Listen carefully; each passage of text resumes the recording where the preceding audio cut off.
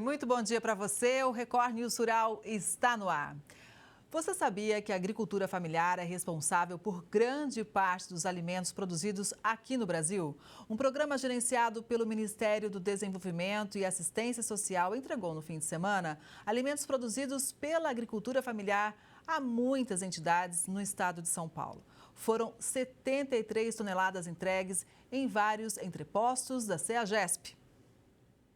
Comprar de quem produz e distribuir para quem precisa. Fubá, farinha de milho e feijão preto, adquiridos pela Conab por meio do Programa de Aquisição de Alimentos, gerenciado pelo Ministério do Desenvolvimento e Assistência Social, Família e Combate à Fome, foram entregues para várias entidades do estado de São Paulo.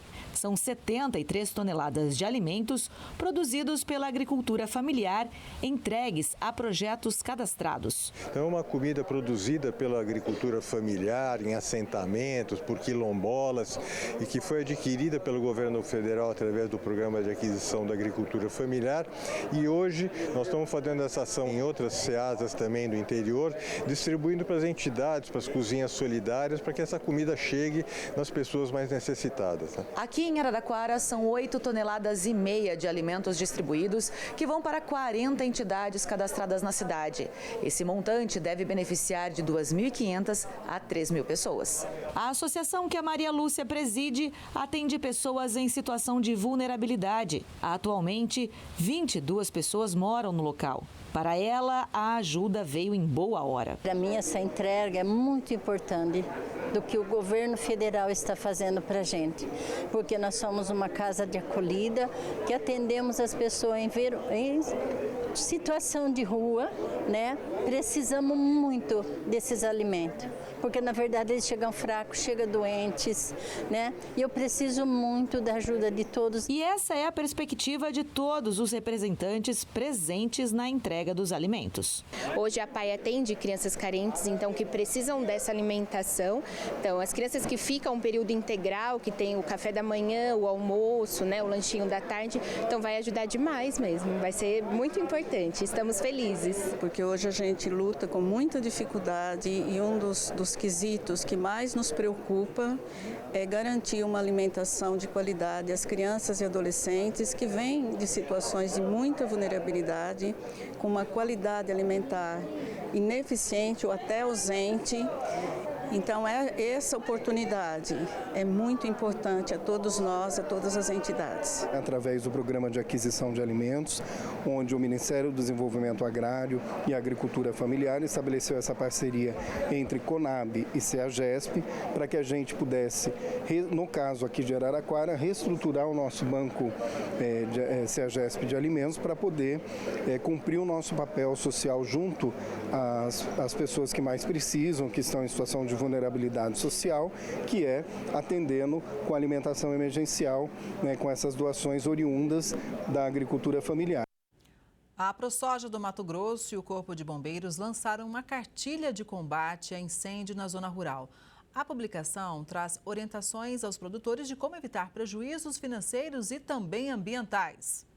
Nessa época do ano, com baixa umidade relativa do ar, altas temperaturas, ventos e falta de chuva, o risco de queimadas aumenta. Durante a colheita, o produtor deve estar preparado para evitar o fogo e para um combate de emergência, com equipamentos e pessoal. Prevenir o incêndio é a principal recomendação do Corpo de Bombeiros. A gente sabe, se ele começar, é uma situação difícil de controlar, dadas as condições climáticas, então a ideia é que a gente consiga evitar o início desse incêndio. Então, isso aí ele serve principalmente para poder conscientizar e orientar para melhorar a hora da colheita. A ideia é que a gente consiga trabalhar antes de iniciar a colheita, verificar as condições climáticas, se estão mais favoráveis para atuar, verificar o período do dia que está sendo essa colheita, para poder garantir que não exista o fogo. A cultura do milho é a que mais oferece risco nesse período. O Mato Grosso é o maior produtor do grão no país, com estimativa de colher mais de 50 milhões de toneladas. Por isso, os cuidados durante a colheita devem ser redobrados. Sim, a colheita do milho ela acaba incidindo nesse período mais complicado de estiagem nosso aqui do estado, né? Então a ideia é a gente conseguir otimizar que a gente tenha o mínimo de foco de incêndio possível através dessas orientações. Uma nova metodologia desenvolvida pela Embrapa vai permitir monitorar as pastagens do Brasil e estimar a massa de forragem disponível para o gado. Uma técnica aplicada em 3 diferentes sistemas de produção, extensivo, intensivo rotacionado e integração lavoura-pecuária, aliada à modelagem agrometeorológica e sensoriamento remoto com dados climáticos e imagens de satélite, vai avaliar quanto capim tem disponível para o gado. A metodologia desenvolvida pela Embrapa servirá para orientar práticas de manejo e apoiar a intensificação sustentável da produção de carne e leite no país. A metodologia oferece resultados concretos para o produtor rural. Em grandes fazendas, será possível monitorar toda a área de forma simultânea, facilitando o ajuste da taxa de lotação animal e a identificação de áreas degradadas. Dentre os diferenciais do estudo está a aplicação simultânea da metodologia nos 3 sistemas de produção pecuária e na distinção entre 2 elementos da forragem em campo, a matéria seca total e a matéria verde. O estudo foi realizado ao longo de 2 anos e contribui para uma gestão remota mais precisa das áreas produtivas. De acordo com dados de 2020 do IBGE, o Brasil possui cerca de 113,2 milhões de hectares destinados à pastagem com manejo. E dados levantados pela Embrapa indicam que o país possui 28 milhões de hectares de pastagens degradadas com potencial para expansão agrícola. Você prefere comprar o ovo branco ou o vermelho? Presta atenção nesse dado. A diferença de preço entre eles é a menor do ano. Pesquisadores do CPEA explicam que a baixa demanda pressionou os valores, com queda mais forte nas cotações dos ovos vermelhos. Com isso, a diferença entre ovos brancos e vermelhos caiu para o menor nível do ano em algumas regiões. Segundo agentes do setor, para equilibrar a oferta diante do consumo fraco, produtores intensificam o descarte de poedeiras velhas.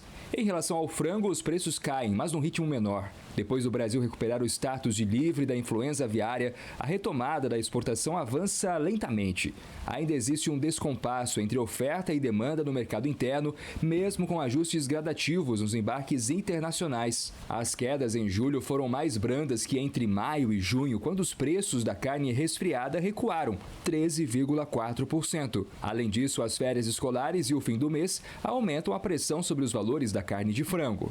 Apesar da tensão sobre a possível sobretaxa norte-americana sobre as exportações brasileiras de suco, o mercado interno de frutas segue negociando as primeiras laranjas da safra 2025-2026.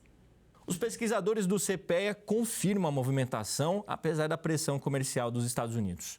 Laranjas do grupo precoce representam a maior parte das entregas à indústria de suco. Já os limões Tahiti registram baixa oferta por causa da entre-safra. Segundo o levantamento, a safra de tangerinas Polcan segue para o fim na região sudeste. Com as incertezas sobre a tarifação, indústrias recebem frutas apenas pelo mercado spot e por contratos firmados. Novas contratações continuam suspensas. Como a safra principal não começou e a maior parte das cargas é composta por variedades precoces, as frutas processadas atualmente apresentam limitações de qualidade.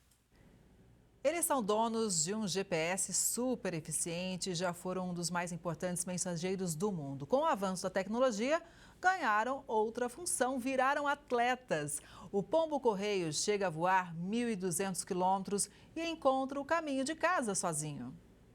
Muito antes da internet, dos telefones portáteis e dos rádios modernos, as mensagens mais importantes e muitas vezes decisivas para salvar vidas eram confiadas a pequenos e silenciosos heróis, os pombos-correios.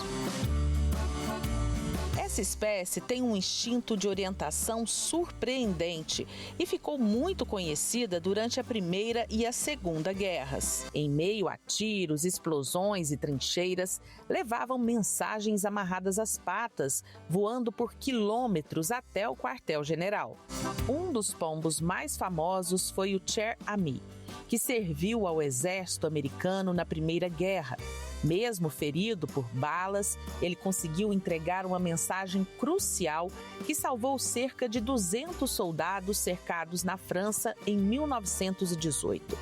Cher recebeu uma medalha de honra e virou símbolo da bravura animal em combate. O pombo-correio é uma variedade domesticada do pombo comum, da espécie Columba livia. Mais robusto, peito largo, plumagem brilhante e, acima de tudo, dono de um GPS natural que impressiona. O pombo-correio, o que a gente identifica na diferença é que o comum, esses que vivem aí pelas praças, ele tem o bico fininho e não tem essa áurea em volta do olho. Observa que o nariz do pombo é bem grande, olha, tá vendo? E tem uma áurea em volta do olho. E mais a situação da asa. Olha a posição da asa desse pombo. É bem diferenciada do comum, tá vendo? É uma asa bem preparadinha, longa, para exatamente o voo, né? A perfeição do voo e a velocidade que ele consegue atingir. E a situação é que a fidelidade do pombo é o retorno para a casa dele, a moradia dele. Já tem 2 séculos que o pombo-correio mudou de profissão. Deixou de ser carteiro para se tornar atleta. O José Wilson tem 25 aves. Já são mais de 20 anos cuidando e preparando o plantel para as competições. A gente pega eles, estão soltando a pequena distância, eles com a partir de 2, 3 meses de idade, a gente começa a levar eles ali, 5 km, 10 km, 15 km, 20 km, até uns 100 km. Aí dali sempre tem uns que destacam. Esses que destacam, a gente separa eles para colocar no campeonato. Vai fazer a disputa para a gente, para trazer os futuros troféus aí. Em Minas Gerais, são 65 associações filiadas à Federação Columbófila Brasileira. A mais famosa das competições é a Copa Minas Gerais, com trajetos que chegam a sair da Bahia. As provas são organizadas com precisão. Os pombos são levados em caminhões até o local de soltura e liberados ao mesmo tempo. Cada um tem uma anilha de identificação. É como se fosse o RG do pombo. O que vale é a velocidade média até o pombal de origem. Vence o pombo mais rápido, ou melhor, o mais eficiente em voltar para casa. Temos um aparelho chamado entrada eletrônica que a gente pega e aciona, assim que ele chega, ele é acionado essa entrada eletrônica. Ali registra hora, minuto e segundo. E temos um programa que é nos dado pela Federação Brasileira para a gente poder apurar. Esse programa vai te dar a velocidade que ele veio e a localidade de cada residência. Cada pessoa mora num determinado bairro da cidade. Então aqui lá faz essa apuração por GPS, por distância, e que lá me dá a velocidade que ele veio, através dessa velocidade que ele veio, me dá o resultado. Primeiro lugar, segundo, assim sucessivamente. O campeonato mais longo foi lá em Poções, na Bahia. Foi solto os pombos lá 6 horas da manhã, eles chegaram aqui 5h30, 5h40 da tarde, apareceram os primeiros pombos já registrados, os primeiros pombos aqui na cidade já.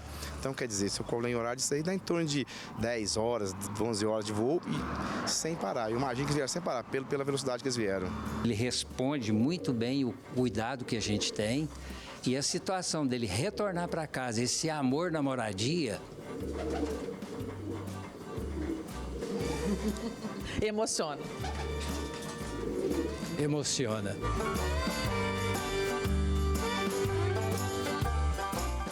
O setor sucroenergético brasileiro já acumula cerca de 3 meses da safra 2025-2026, período suficiente para observar tendências e também os desafios que vêm se consolidando no campo e nas usinas. Quem chega para fazer uma análise é o Nelson Pérez, que é presidente da Comissão Nacional de Cana-de-Açúcar da Confederação da Agricultura e Pecuária do Brasil, a CNA. Bom dia, Nelson. Seja muito bem-vindo ao Record News Rural. Bom dia, Kelly. Primeiramente, quero homenagear por ser uma jornalista referência no nosso setor, muito querida, e o que eu puder ajudar, estou à disposição. Ô, Nelson, muito obrigada, obrigada mesmo, viu? A gente fica honrado também de contar com você aqui. Nelson, eu vou começar falando um pouquinho do ano passado, aquela queimada, aquelas secas, principalmente, né, no estado de São Paulo, pegou demais, né, no setor de cana. Como é que está em relação ao ano passado e esse ano lá no campo, hein?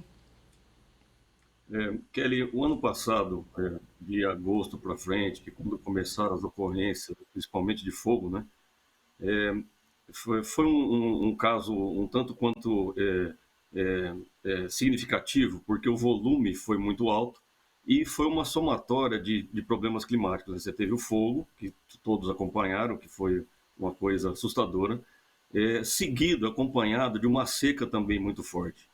Então isso fez com que alguns canaviais, pós-fogo e pós-colheita, depois desse fogo, alguns canaviais que normalmente não iriam para a reforma, pela falha na brotação e o desenvolvimento desse canavial pós-fogo, esse canavial foi para a reforma. Então isso fez com que já sacrificasse um pouco a produção e a quantidade de cana disponível para essa safra atual. Uma outra coisa também que agravou muito é a ocorrência de chuvas que a cana precisa, normalmente no período de novembro a fevereiro. Essa ocorrência de chuva foi abaixo da média e houve um deslocamento na chuva. A chuva começou a normalizar nos meses na qual ela deveria estar cessando para poder viabilizar a colheita. Então, tudo isso impactou muito no início dessa safra. Pois é, e como que esse cenário, então, traz resultado na produtividade, Nelson? Olha só, então, em função desse deslocamento da chuva, a gente está, nesse momento, sofrendo um pouco de produtividade, porque atrasou o desenvolvimento da lavoura na época crucial, que é justamente de novembro a fevereiro, e a ocorrência de chuvas pós esse período tem ocasionado um atraso de colheita e também a diminuição da TR na cana-de-açúcar devido a uma umidade fora de época, o que vem ocasionando também a uma pior qualidade da matéria-prima, além da quebra na produção por hectare.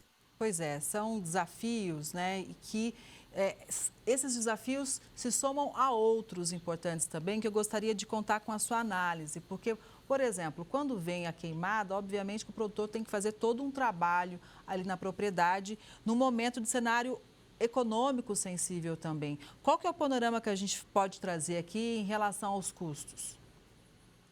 Olha, então vamos lá, vamos somar o ano desafiador, vamos tentar chegar nessa análise. Então nós temos uma quebra de produtividade devido a chuvas, a seca, a queimadas. Nós temos uma diminuição na qualidade da matéria-prima devido ao deslocamento dessa chuva. Nós temos atraso de colheita devido a essa chuva, justamente ter coincidido com o início da moagem, no Centro-Sul principalmente, né? No Nordeste a safra ainda vai começar. E associado a isso tudo, nós temos um aumento do custo, principalmente na área de fertilizantes, que vem, nos últimos 2 anos a gente teve uma queda e esse ano está apresentando uma recuperação. Há quem diga na ordem de até de 27%, são números que a gente tem do mercado. Então, todos esses fatores contribuem para derrubar significativamente a margem do produtor rural. Então, o produtor rural tem que tomar muito cuidado, que vai ser um ano muito difícil, e sem falar dos problemas extra-fazenda que nós estamos tendo, né? Política, todo o cenário também de trabalhista, ambiental, que são regidos por projetos de lei e decretos que pegam muitas vezes o produtor de surpresa. Pois é, então veja como são vários fatores que realmente são desafiadores da porteira para dentro, né? Muitas vezes, como você disse, né, Nelson, fatores que acontecem da porteira para fora, mas que tem reflexo direto para o produtor rural, que muitas vezes também precisa de um apoio, inclusive com mais financiamento, né, Nelson? Principalmente em momentos desafiadores como esse. Aí você tocou num assunto que eu até esqueci de falar, que é outro problema. Você pega a taxa de juros que nós estamos vivenciando hoje. Ou seja, o recurso está muito caro. Então, o produtor fica até um pouco um receio de ir atrás desse recurso, que muitas das vezes não consegue, não está disponível, e quando está disponível está muito alto.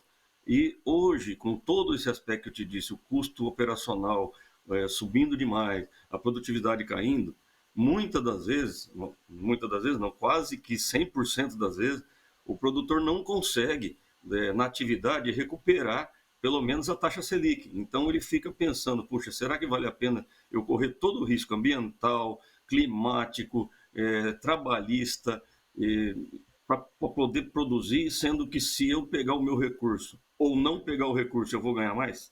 Então fica essa questão. É muito desafiador o produtor permanecer na atividade na atual conjuntura. Pois é, e até por isso, né, o produtor fica de olho sobre preço, né, o que está remunerando um pouco melhor. Nesse contexto, então, Nelson, como que a gente pode avaliar a questão da produção do açúcar e do etanol? Hoje, acompanhando o que aconteceu nos últimos anos, o açúcar ainda remunera melhor que o etanol. Apesar das perspectivas de queda de preço de açúcar, inclusive algumas apresentações mostram que até o final da safra nós vamos estar vendendo açúcar no mercado externo com valores abaixo da média, né? Quando eu falo abaixo de 19, 18 centavos de dólar por libra-peso. Então, ou seja, são indicadores que mostram que a remuneração vai cair. Então, se associar uma remuneração mais baixa, uma queda de produtividade, queda de qualidade de matéria-prima e todos os fatores que nós já alavancamos aqui, mostra que um ano extremamente desafiador para o produtor. Talvez sobreviva aquele produtor que não está alavancado no sistema financeiro, porque se ele tiver alavancado, ele vai ter que dar um jeito de renegociar essa dívida, porque talvez a produção não pague a operação deste ano. E em relação às usinas, é interessante a gente dizer o seguinte também, muita gente que não é do setor, né, Nelson, avalia que a usina vai lá, aperta um botão, está produzindo etanol, aperta outro botão, vira para açúcar. Não é bem assim, né? Não é. A usina ela é pré-programada para um determinado mix, e isso, às vezes eles conseguem, mas tem que ter equipamento industrial para fazer essa reversão durante a safra.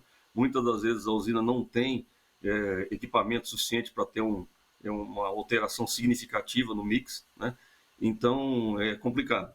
E esse ano, por coincidência, devido ao preço do açúcar estar um pouco ainda melhor que a produção de etanol, é a primeira vez na história que o mix alcooleiro é menor que o mix açucareiro, ou seja, as usinas vão fazer mais de 50% de açúcar em relação ao etanol, quando eu faço uma referência à matéria-prima. E aí, nesse contexto, será que o preço do etanol aqui no mercado interno, ele pode aumentar, Nelson? É uma análise muito criteriosa, viu, Kelly? Você depende de vários fatores. Bom, nós temos um incremento do 30% que vai começar agora, dia 1º de agosto, né? Isso vai aumentar um pouco a demanda sobre o etanol anidro. Em contrapartida, os preços de etanol hidratado e o consumo não vêm correspondendo à altura. Você tem também um incremento muito forte de etanol produzido de milho vindo para o mercado. E agora, essa notícia das tarifas do Trump, que a gente não sabe o tanto quanto isso vai influenciar no preço do combustível. Porque nós vemos um cenário de petróleo com preços abaixando. E isso é muito ruim para o etanol, porque o etanol tem aquela paridade com a gasolina, e por mais forte que esteja a demanda por etanol, infelizmente fica limitado ao preço de 70% do valor da gasolina. E a gente, é muito importante trazer essa análise completa, porque nós falamos muito sobre meio ambiente, combustível verde, que é uma bandeira do Brasil e é realmente uma bandeira do Brasil importante, principalmente em ano de COP30, onde nós somos ainda mais vitrine do mundo, mas veja como existem vários fatores realmente que a gente precisa olhar para isso se quiser realmente manter a nossa produção, né? Exatamente. Então, são análises que são tanto quanto complexas, porque depende de são várias variáveis no processo. Então, você tem que fazer uma hipótese trabalhando com variável A, B, C e D e ver como ela se comporta. E uma mudança de uma dessas variáveis muda toda a análise que você vai fazer sobre um preço futuro de etanol, por exemplo. Por isso que a informação ela é fundamental, né? E nesse contexto, a CNA desenvolve um papel fundamental também, porque é a forma que o produtor tem, muitas vezes, de ter tudo isso, uma leitura ali na palma da mão, para deixar mais claro o cenário atual e poder tomar decisões mais acertadas, né? Olha, Kelly, você tocou num assunto que eu sempre falo em algumas palestras, em algumas reuniões que a gente convoca. Um produtor no Brasil, principalmente o médio e o pequeno, que na grande maioria das vezes é o foco da CNA, e a CNA orienta muito esse produtor, aquele que pelo menos está ligado nas informações, né? Que às vezes o produtor também não se atualiza. O produtor rural no Brasil, primeiro, ele tem que ter acesso à terra, seja por ser proprietário ou seja uma terra arrendada. Ele tem que ter uma expertise, um know-how para desenvolver aquela cultura que ele está predisposto a implementar. Associado a isso, ele tem que ter recurso financeiro ou próprio ou também financiamentos viáveis que permitam ele desenvolver essa cultura. E também ele tem que ter antigamente nem tanto, mas hoje ele tem que ter um autoconhecimento de gestão para ele poder comprar bem, para ele poder vender bem. E também escolher os produtos mais adequados para produzir bem. E veja bem, e ainda tem que torcer para chover e tem que torcer para que as políticas públicas não interfiram no seu negócio. Ou seja, é um tanto quanto complexo você ser produtor no Brasil. E há quem critique ainda, viu, Kelly? Pois é. Nelson, realmente é um desafio, mas eu sempre acredito que a gente é forte, hein? A gente supera... Nós somos resilientes. Exato, exato. Agora, há um tempo atrás, Nelson, principalmente no interior de São Paulo, existia aquela máxima que as usinas arrendavam as terras. Então, o proprietário arrendava tudo para a usina. Esse perfil continua ainda por parte das usinas ou mudou? Esse é um movimento que a gente tem nos preocupado, principalmente na FAESP em São Paulo, na qual eu coordeno também a comissão de cana. A gente tem ficado muito preocupado. Por quê? Há uns 20 anos atrás, mais ou menos, a região de Ribeirão Preto, que foi uma das pioneiras no setor e é hoje o grande centro ainda do setor, né? Ela atingiu uma concorrência por terra que elevou o arrendamento a níveis que remunerava mais o dono da terra ser arrendatário do que produtor propriamente dito, sem falar os riscos que ele corria como produtor já naquela época. Se você fizer uma análise voltando para o dia de hoje, na qual a cultura se expandiu muito, principalmente na região de São José do Rio Preto, região de Araçatuba, próprio Piracicaba, que também é histórico, mas e também está nessa situação, o arrendamento também está chegando a níveis, ou seja, o ponto de inflexão entre arrendar terra e você cultivar a terra está sendo favorável para o arrendamento. E nós estamos percebendo, em função de todas as dificuldades que nós já mencionamos aqui, que existe um movimento de produtores saindo da atividade e arrendando suas terras para ter um rendimento melhor, uma vida mais tranquila, menos problema ambiental, menos problema trabalhista, que é muito sério hoje. O plantio da cana é uma das atividades mais difíceis do nosso setor e o problema trabalhista é uma coisa que está pegando muito sério. Você não tem pessoas e quando acha, essas pessoas não querem ser registradas devido a todos esses programas sociais que nós temos no Brasil hoje.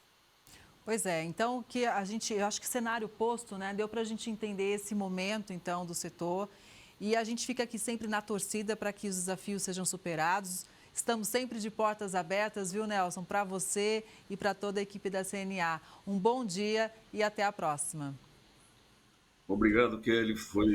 Eu fiquei lisonjeado com o convite, demais de participar com você, essa jornalista que eu disse no começo, brilhante, muito admirado pelo agro.